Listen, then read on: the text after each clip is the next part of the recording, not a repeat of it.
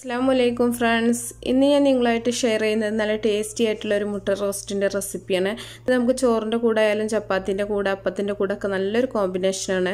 ഇത് നമ്മൾ സാധാരണ മുട്ട റോസ്റ്റ് ഉണ്ടാക്കുന്ന പോലെയല്ല, നമ്മൾ എഗ് ഒക്കെ ഫ്രൈ ചെയ്തിട്ടാണ് ഇത് ഉണ്ടാക്കുന്നത്. നല്ല ടേസ്റ്റ് ആണ്. അപ്പോൾ ഇത് എങ്ങനെയാ നോക്കിയാലോ.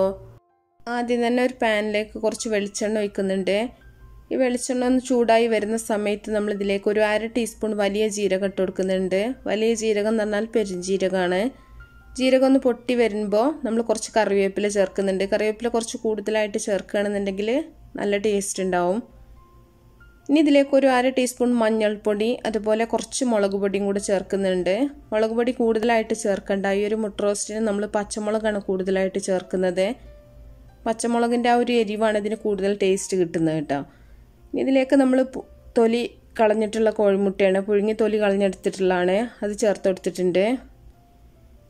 മുട്ട ചേർക്കുന്ന സമയത്ത് ഒരുപാട് തീ കൂട്ടി വെക്കരുത്. മുട്ടയുടെ ആ ഒരു വെള്ള ഒരുപാട് ഹാർഡായി പോവും.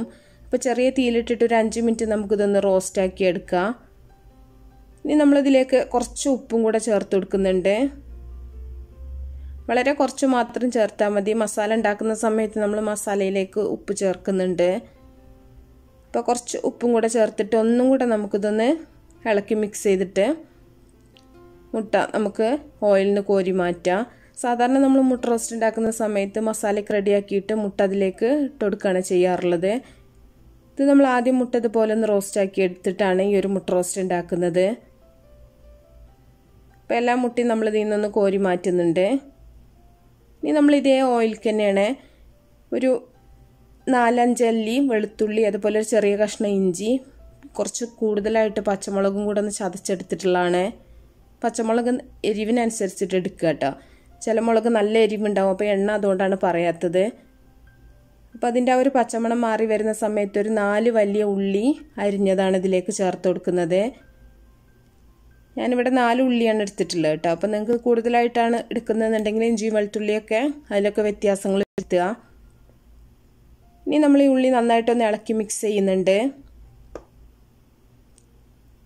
പിന്നെ പ്രത്യേകം ശ്രദ്ധിക്കത് വെളിച്ചെണ്ണയിൽ തന്നെ ചെയ്യാം. ഓയിലിൽ ചെയ്യുമ്പോൾ നമുക്ക് ഈ ഒരു ടേസ്റ്റ് കറക്റ്റായിട്ട് കിട്ടൂല. ഇനി ഇതിലേക്ക് ആവശ്യത്തിനുള്ള ഉപ്പും കൂടെ നമുക്ക് ചേർത്ത് കൊടുക്കാം. ഉപ്പും കൂടെ ചേർത്തിട്ട് നമ്മളിതൊന്നും കൂടെ ഇളക്കി മിക്സ് ചെയ്തിട്ട് ഇതൊന്ന് അടച്ചു വെച്ചിട്ടാണ് വേവിക്കുന്നത്. നമ്മൾ ഉള്ളി അടച്ചു വെച്ചിട്ട് ഇതുപോലെ വേവിച്ചെടുക്കുകയെന്നുണ്ടെങ്കിൽ പെട്ടെന്ന് തന്നെ വാടി കിട്ടും. അതുപോലെ തന്നെ നല്ല സോഫ്റ്റ് ആയിട്ടായിരിക്കും ഉള്ളി ഇരിക്കുക. അപ്പോൾ നമ്മൾ അടച്ചു വെച്ചിട്ടുണ്ടായിരുന്നു. അപ്പോൾ നമ്മുടെ ഉള്ളിയൊക്കെ ഒന്ന് വഴന്നു വന്നിട്ടുണ്ട്. ഉപ്പ് ചേർത്തിട്ട് ഇതുപോലെ ചെയ്യുകയാണെന്നുണ്ടെങ്കിൽ പെട്ടെന്ന് തന്നെ ഉള്ളി റെഡിയായി കിട്ടും. ഇനി നമ്മളൊന്നും കൂടെ ഒന്ന് അടച്ചു വെക്കുന്നുണ്ട്. എന്നിട്ട് തുറന്നതിന് ശേഷം ഒന്നും കൂടെ ഒന്ന് ഇളക്കി മിക്സ് ചെയ്യുന്നുണ്ട്. ഇപ്പോൾ ഉള്ളിയൊക്കെ കറക്റ്റായിട്ട് തന്നെ നല്ല സോഫ്റ്റ് ആയിട്ട് തന്നെ വന്നിട്ടുണ്ട്. ഇനി ഇതിലേക്ക് നമ്മളൊരു 2 ടീസ്പൂൺ ചിക്കൻ മസാലയാണ് ചേർത്ത് കൊടുക്കുന്നത്. ചിക്കൻ മസാല ചേർക്കുമ്പോൾ പ്രത്യേക ഒരു ടേസ്റ്റ് ഉണ്ട് ഈ ഒരു മുട്ട റോസ്റ്റിന്. മസാലയും കൂടെ ചേർത്തിട്ട് നല്ലപോലെ ഒന്ന് വഴറ്റി കൊടുക്കുക. ഒരുപാട് തീ കൂട്ടി വെച്ചിട്ട് വഴറ്റേണ്ട ആവശ്യമൊന്നുമില്ല.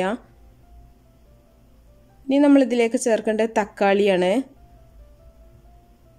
അപ്പോൾ ഒരു 2 തക്കാളി ചേർക്കുന്നുണ്ട്. ഇതിൻ്റെ കൂടെ വേണമെന്നുണ്ടെങ്കിൽ പച്ചമുളക് കീറിയിട്ട് വേണമെങ്കിൽ നിങ്ങൾക്ക് ചേർത്ത് കൊടുക്കാം. ഞാൻ പച്ചമുളക് ചതച്ച് ചേർത്തുകൊണ്ട് തന്നെ പച്ചമുളക് ഇനി എക്സ്ട്രാ കീറിയിട്ട് കൊടുക്കുന്നില്ല കേട്ടോ. നിങ്ങൾക്ക് വേണമെന്നുണ്ടെങ്കിൽ അങ്ങനെ ചെയ്യാം.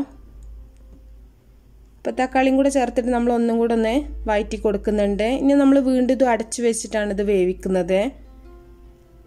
നമ്മളിതുപോലെ അടച്ചു വെച്ച് വേവിക്കുകയാണെങ്കിൽ മസാലേൻ്റെ ആ ഒരു ഫ്ലേവറൊന്നും പുറത്ത് പോകാതെ തന്നെ നല്ലൊരു സ്മെല്ലും അതുപോലെ തന്നെ നല്ലൊരു ടേസ്റ്റൊക്കെ ഉണ്ടാവും. അപ്പോൾ തുറന്നിട്ട് ഒന്നും കൂടെ മിക്സ് ചെയ്ത് കൊടുക്കുന്നുണ്ട്. അപ്പോൾ തക്കാളി നല്ലപോലെ ഒന്ന് വെന്തിട്ടൊന്ന് വഴന്ന് കിട്ടണം. അടച്ചു വെക്കുകയാണെന്നുണ്ടെങ്കിൽ നമുക്ക് സമയം ലാഭിക്കാം കേട്ടോ. മറ്റും തുറന്ന് വെച്ചിട്ട് നമ്മൾ വഴറ്റി കൊടുക്കുമ്പോൾ ഒരുപാട് ടൈം വേണം. ഇനി ഇതിലേക്ക് ഒരു 1/4 കപ്പ് അല്ലെങ്കിൽ 1/2 കപ്പ് തേങ്ങാപ്പാലാണ് ചേർത്ത് കൊടുക്കുന്നത്. നല്ല കട്ടിയുള്ള പാൽ തന്നെ ചേർക്കുക.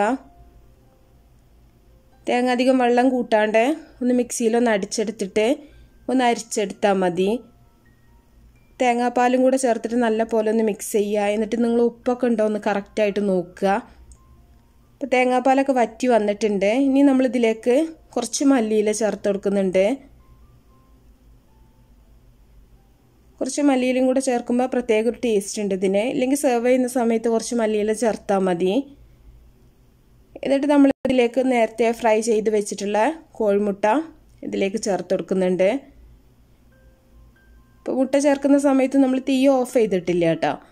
മുട്ടയും കൂടെ ചേർത്തിട്ട് കുറച്ച് സമയം കൂടെ ഒന്ന് തിളച്ചതിന് ശേഷം മാത്രമാണ് നമ്മൾ തീ ഓഫ് ചെയ്യുന്നത്. ഇനി കുറച്ച് മല്ലിയിലും കൂടെ ഇട്ടിട്ട് നമുക്ക് അടുപ്പിൽ നിന്ന് വാങ്ങിയിട്ട് സെർവ് ചെയ്യാം. നമ്മുടെ സ്പെഷ്യലായിട്ടുള്ള മുട്ട റോസ്റ്റ് ഇവിടെ റെഡി ആയിട്ടുണ്ട്. അപ്പോൾ എല്ലാവർക്കും ഇഷ്ടമായിട്ടുണ്ടാവുമെന്ന് വിചാരിക്കണം. ഇഷ്ടപ്പെട്ടാൽ ലൈക്ക് ചെയ്യുക, ഷെയർ ചെയ്യുക. അപ്പം നല്ല നല്ല റെസിപ്പികളൊക്കെ ആയിട്ട് അടുത്തൊരു വീഡിയോയിൽ കാണാം.